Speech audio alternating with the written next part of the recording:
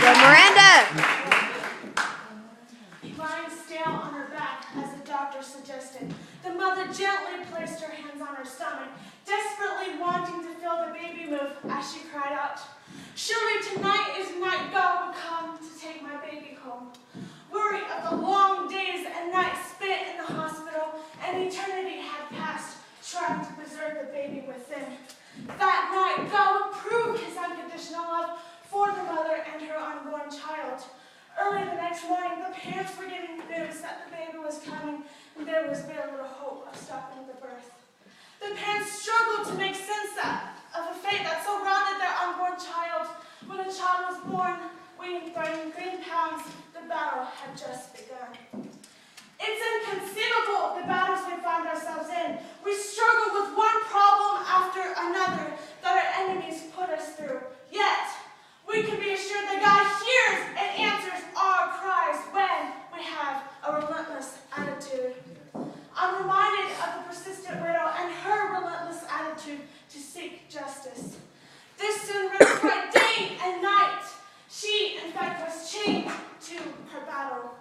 Please turn with me to Luke chapter 18, verses 1 through 5, as I read from the New Living Translation. One day, Jesus told his disciples a story to show that they should always pray and never give up. "There was once a judge in a certain city," he said, "who neither feared God nor cared about people. A widow of the same city came to him repeatedly saying, 'Give me justice in this dispute with my enemy.' The judge ignored her for a while, but finally said to himself, 'I don't fear God or care about people, but this woman is driving me crazy. I'm going to see that she gets justice because she is wearing me out with her constant requests.' Too often we find ourselves struggling with the battles that have us chained to the ground.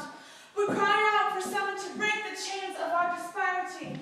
We lie there with our hands bound to the ground, helpless to the situations that surround us. We, in fact, give up hope of ever being rescued. Yet, we must take on a relentless attitude of determination, keep struggling against the chains, against the battle. I'm reminded of a great hymn. We have been made more than conquerors. We have been made victorious. With her persistence, the widow was finally granted justice, and because of her relentless attitude, she won her battle. The judge indeed set her free.